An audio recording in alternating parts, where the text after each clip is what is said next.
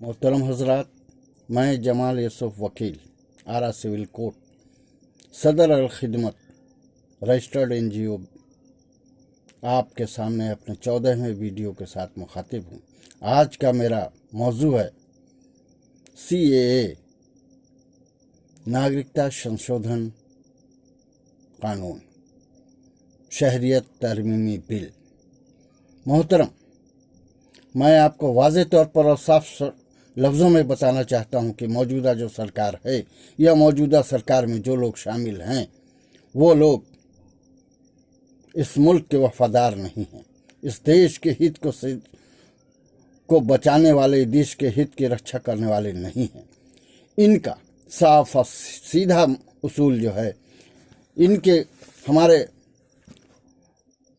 पूर्व RSS के sir संचालक गुरु गोवालकर ने बहुत सारी किताबें लिखी हैं, बहुत सारी बातें कही हैं।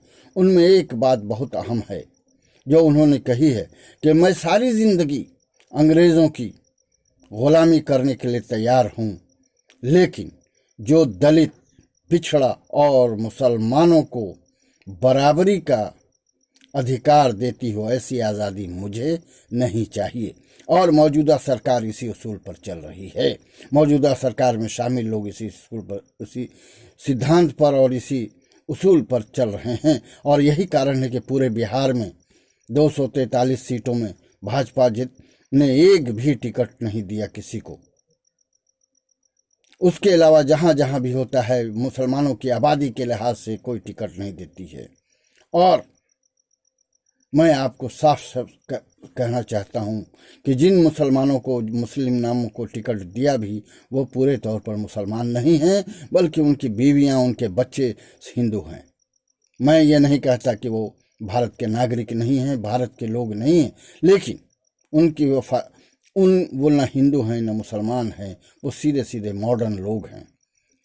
दूसरी बात यह है कि मैं जो पहली बात जो आपको बताना चाहता हूं कि भारत का संविधान का आर्टिकल 5 साफ शब्दों में कहता है कि वह जो संविधान के लागू होने की तिथि से जो व्यक्ति भारत में जन्मा हो, जिस व्यक्ति के माता पिता या वालिदैन भारत के नागरिक हों, भारत में जन्मे हों, या जो आम तौर पर संविधान के लागू होने से 5 साल पहले तक भारत में के किसी क्षेत्र में निवास करता हो, वो भारत का नागरिक है। और संविधान के इस उसूल को, संविधान के इस बात को बदला नहीं जा सकता है। कोई कानून, कोई अधिकार, कोई हुकूमत बदल नहीं सकती है। और यही चेष्टा हो रही है कि भारत के संविधान को बदल दिया जाए अपनी ताकत के जोर पर। तो ताकत तो यहाँ किसी की नहीं चली है, ताकत जनता की है, ताकत ऊपर वाले की है, और वो जुल्म बर्दाश्त नहीं करता है, चाहे कोई करे। दूसरी बात, इसी में जो है यूनाइटेड नेशन चार्टर, संयुक्त राष्ट्र चार्टर, जिस पर भारत सरकार ने दस्तखत किए हैं, वो साफ कहता है कि to reaffirm faith in fundamental rights, in the dignity and worth of the human persons, in the equal rights of man and women and nations is large और स्मॉल, यानी बड़े हो छोटे देश हो, उस सबको बराबरी का अधिकार देता है, कि हिफाजत करता है, और उनके बुनियादी हकूक़ जो आदमी के हैं, बिना लिहाज औरत या मर्द के, वो देता है। भारत में जो लोग नागरिक हैं वो ज़्यादातर लोग जस सैंगुइन्स हैं, यानी बाय डिसेंट हैं, यानी मौरूसी हैं, जो यहाँ के बाशिंदे हैं, मौरूसी हैं। इसलिए उनके इस अधिकार को से वंचित नहीं किया जाता। लेकिन जो मौजूदा सरकार है इन उसूलों पर चल रही है, जो गुरु गोवालकर ने 1940 में कहा था, मैं सारी जिंदगी अंग्रेजों की गुलामी करने के लिए तैयार हूं, लेकिन जो दलित, पिछड़ों और मुसलमानों को अधिकार देती हो, बराबरी का अधिकार देती हो, ऐसी आज़ादी मुझे नहीं चाहिए। और इसी उसूल पर यह सरकार चल रही है, किसी को जगह नहीं दे रही। दूसरी बात ये तो एक बात हुई। और भी बातें हैं। पासपोर्ट तो ट्रेवलिंग डॉक्यूमेंट है, इसलिए पासपोर्ट के बारे में बहुत ज़्यादा नहीं कहूँगा।